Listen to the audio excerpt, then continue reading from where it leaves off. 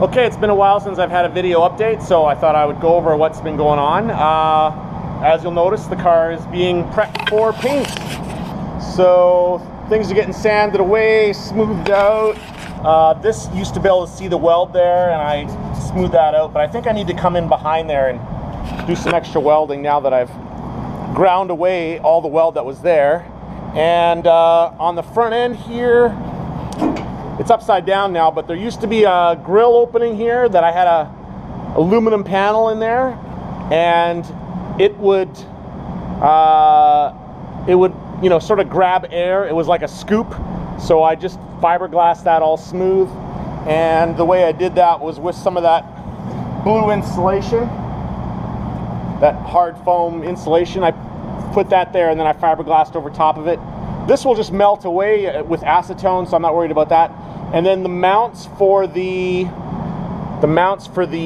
strut rods for the splitter, I fiberglassed in some aluminum pieces here to reinforce that, so that if you know, we smack the splitter with a cone or something, it's not going to bust the fiberglass there. And I did some reinforcing of the fenders in some weak spots there.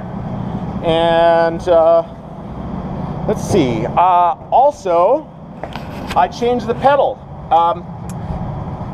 Bridget and also Jeff Cashmore, when he drove the car, did not like the pedal. It had a very short stroke. The old pedal only had 2 inches of stroke on it.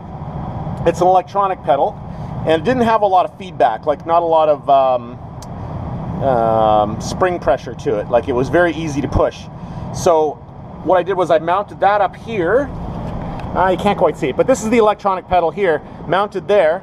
And then I took the old pedal out of when the car had a V12 in it and a V8 in it, and I mounted it to the floor with a rod. So here it's got a rod, and it's got adjustable throw now, so I can make it go anywhere from 2 inches to 4 inches, like for pedal travel.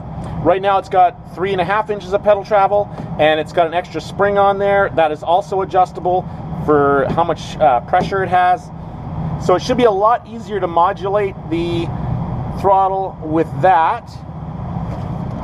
And yeah, that's about it. That's all we've been doing, is just sanding, and some fiberglassing and more sanding. So hopefully it will be getting painted this week. I will, of course, have some pictures or video of that. And so that's where we're at. And I anticipate the car is going to be ready to go, like it has to be ready to go, for Spring Nationals, which is 3 weeks. 3 weeks today we'll be competing in Lincoln. So I'm really excited for that. And so I can't wait for that to happen. So anyways, thanks for watching, and we'll see all of you later.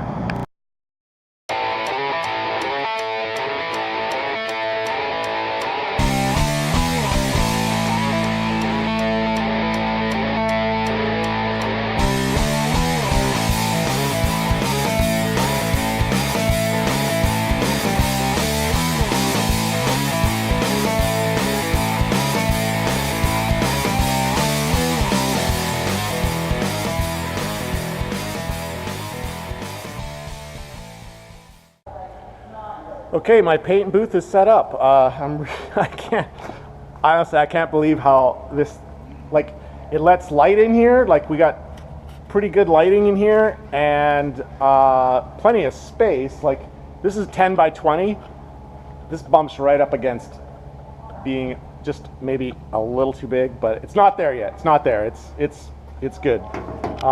It is cheap. I mean, I only paid $100 for it, so I mean, it's not something that's we're going to be taking down and putting back up or anything like that. Well, maybe inside here we will, but holy cow. And then I got that LED light up there, and now I just got to figure out the fans.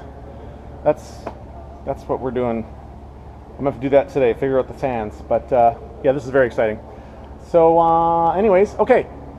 Well, I need to get working on that, and then we'll hopefully get some video of spritz in the car. And I'm not doing that, Bridget's doing that. She asked to do it. She wanted to be in charge of the paint, so I was like, all right, go tour. So anyways, we'll see all of you later.